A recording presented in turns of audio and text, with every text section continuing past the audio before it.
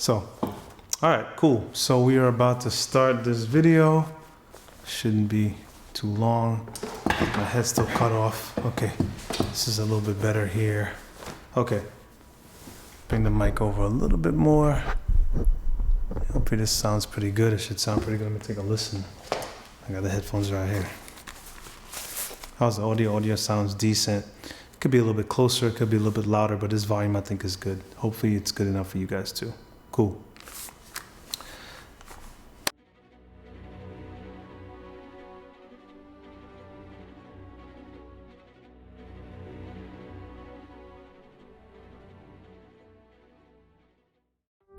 So, something a lot of filmmakers do not tell you, and that is the importance of sound.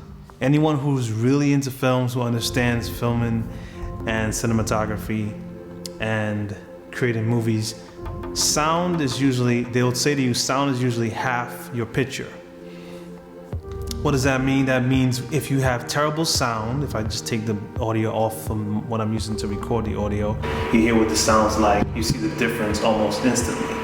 So with terrible sound, it actually affects the quality of your video. So you could be shooting in 4K, you could be shooting in 8K, you could be shooting in 16K, which is coming around the corner, or 12K in the case of the Blackmagic camera, but it doesn't matter if your sound is horrible. People will not want to tolerate what you have to say or what you're showing them. And so today I just want to talk about not my expert advice on sound, but how important sound is for picture. In a world where people are focused on the new Sony that just came out, the X-T4, the new Canons that just came out, the R6, the R5, you name it. People are talking about a G8-6, and people are caught up in what things look like. There's very little focus on what things actually sound like.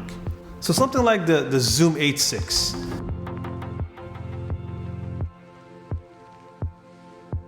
Why is this device important? This device is important, well, for one reason, it is dedicated just for sound. I have this little red whip here so I can actually hold it so it doesn't fall on the ground. I'll probably put some links to this in my description.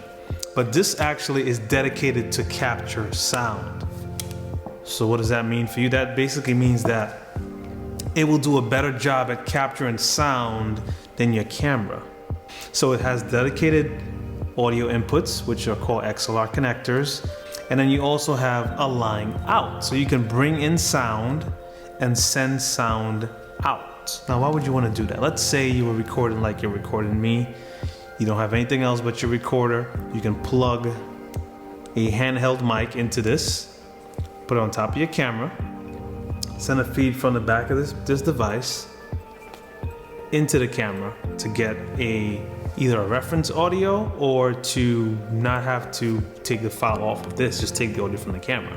Anyway, so that's where a device like this comes in handy. So sound is not simply how clear something sounds. It's also how you record it.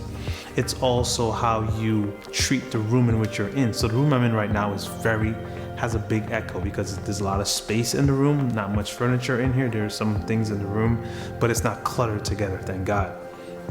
And that affects the sound because sound travels in waves, like the ocean. So if something gets in the way of that wave, it will bounce back.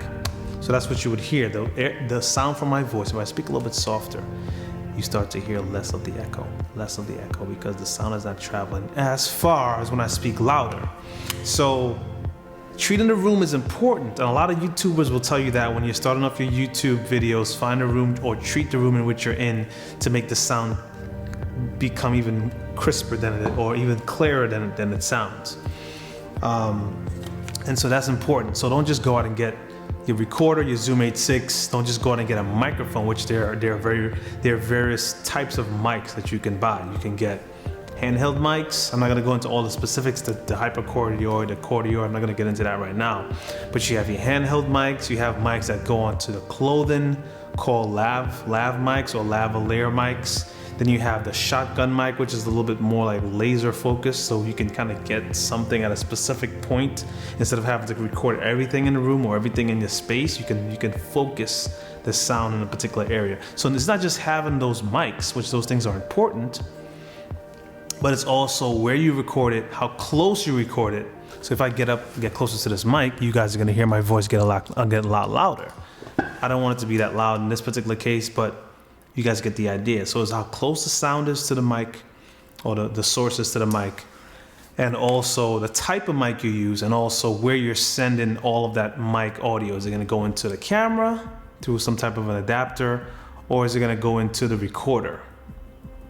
And if you have a recorder, that's gonna be very beneficial, because then the camera is not burdened down with having to take that hot signal coming out of the mic and try and what's known as attenuation, or try and lower it or bring it down to a level that's acceptable. That's where recorders like these, and also the one I'm using here, the Mix Pre, are so important. Now, if you guys want more information about the Mix Pre, I just recently started using this within maybe the last 5-6 months, or the Zoom H6, let me know. I've seen differences between the two, and it's pretty much a lot. The Mix Pre is quiet. That quiet. I didn't delete the sound in the audio section of the video. If I keep quiet, there is no hiss. There is no noticeable inherent noise from the recorder itself. There may be noise in the room, but the room is really quiet right now. But that's one thing I noticed about the Mix Pre. The Mix Pre has a ton of features I can talk about another time. The Zoom H6 is not terrible, but as you start to do more demanding work with clients, you will notice that the benefits of having a Mix Pre, either the 3, the 6, or the 10.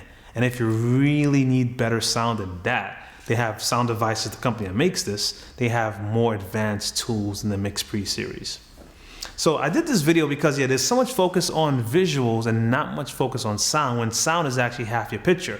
And it's funny how people will go out and they'll buy in this case, the lens on the X-T3 right now, brand new, it costs $599. I think I paid $350 for it. People go buy a $350 lens, such as the case with me, or if you want to get even more specific to people who may spend less, people go out and buy a $150 lens, a $200 lens, and then you tell them the Zoom H6, I think at the time it was $350 for it. Then you tell them this is $350, and they're like, what? For something that just records sound? Yes, but if you don't have this, let me give you a scenario. Let's say you're recording a lecture, and you got about 50 people in the audience. You're getting different audience shots just to cover some parts of your video. You're not necessarily shooting it in sequence. You're just grabbing shots of people going like this, people looking like this, people laughing. All of a sudden, your Canon R5 overheats. And so you have an R6 in your bag. So it takes you about maybe 20 seconds to connect it back up, put it back on the tripod. Now, if everything is going straight to the camera, your sound and your picture, everything is gone within those 30 seconds or 20 seconds. However, if you have those 20 seconds on audio, you can take any additional shots you have, even a picture, and place it above the audio in your timeline and save that video. So sound is important in that sense too, not just to enhance the presentation, but also it can help save your presentation should your video device go down. And I want to emphasize that. So a $350 recorder is essential to someone who's doing professional or doing video or cinematography, for a living or for hire. Some people give away their services. Maybe they have the skill, they went to school for it. Maybe they have a second job and they just love doing documentaries for free. I don't know.